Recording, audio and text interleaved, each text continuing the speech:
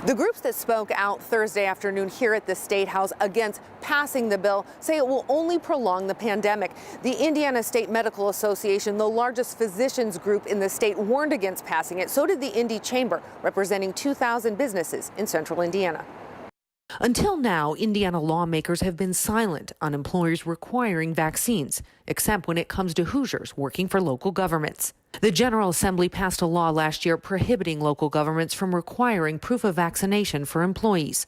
This latest proposed bill would eliminate most employers, including hospitals, from requiring employees to be vaccinated.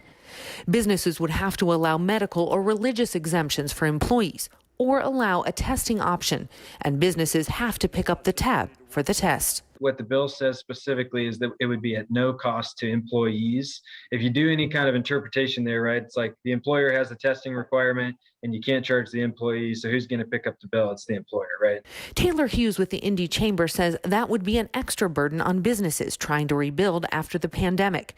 Hughes testified against the bill Thursday, saying employers need flexibility on the issue of requiring vaccines if Hoosiers want to see businesses bounce back. It really is about getting out of this pandemic as quickly as possible so that we can rebuild, right? It's like if we hamper our ability to respond to a pandemic that's still continuing, we can expect to be battling it for much longer periods of time, maybe for years to come. Session resumes in January, and with the new year comes the first reading of the bill on January 4th.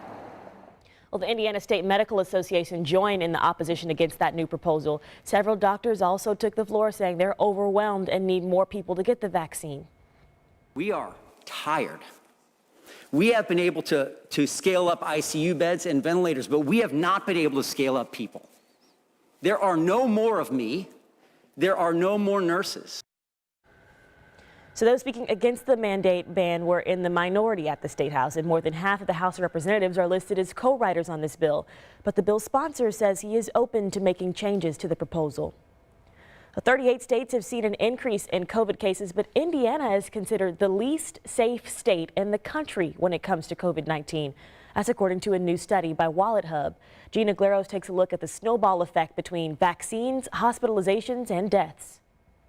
WalletHub compared all 50 states and the District of Columbia. It looked at 5 key factors: vaccination rate, positive testing rate, hospitalization, death rate, and transmission. Indiana ranked near last in almost all of these categories. That's why WalletHub analyst Jill Gonzalez says the Hoosier state ranks 51st in the country. I think this is definitely a snowball effect. So states with low vaccination rates typically have high positive testing, higher hospitalizations, higher death rates, higher transmission rates. So I would say that correlation is something that probably just can't be ignored at this point. WalletHub has been updating its study every couple of weeks for more than a year now. Gonzalez says Indiana was originally ranked in the middle of the pack, but has fallen while other states have improved.